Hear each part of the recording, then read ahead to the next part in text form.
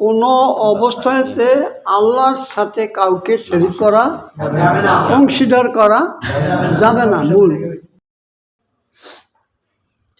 গায়েব, একমাত্র গায়েব আল্লাহই জানেন।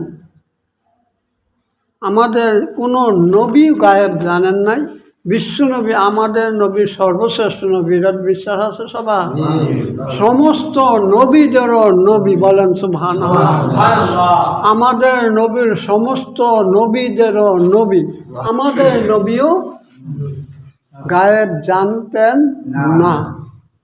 কিছু গায়েব জানতেন, সেটা বলা হয়েছে।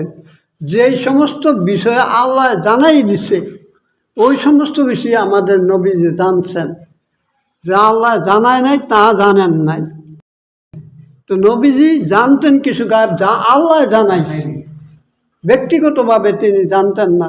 তা আমরা সবসময় এটাই বিশ্বাস করব, কোনো মানুষ, কোনো নবী গায়েব জানতেন না। একমাত্র আল্লাহ ছাড়া গায়েব কেউ জানেন না। গায়েবের মালিক হইল আল্লাহ। এই কথার উপর বিশ্বাস করতে হবে। লোকমান আলাইহিস সালাম তার সন্তান বলছে, হে আমার সন্তান, কোনো সময় আল্লাহর শিরক করবে না। শিরক হলো সবচেয়ে বড় জুলুম। তোমাদের ঈমানকে পূর্ণ করো, পুরোপুরি ঈমানদার হও, তাহলে তোমরা নাজাত পাবে। অল্প আমলও যদি করো তাহলে তোমাদের নাজাতের ব্যবস্থা হয়ে যাবে, জান্নাতি হয়ে যাবে। বলেন সুবহানাল্লাহ। গাউস কুতুব এগুলো আমরাও পাই না কোনো ইয়ে, কিন্তু উনি কিতাবে লেখছে।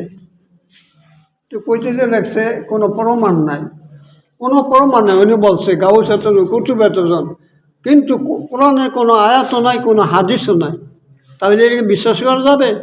যাবে না। কোরআনের কোনো ইয়া নাই, প্রমাণ নাই, দলিল নাই। দলিল ছাড়া কথা সে বলছে, এগুলো বিশ্বাস করা যাবে না। আমরা এগুলো বিশ্বাস করব না।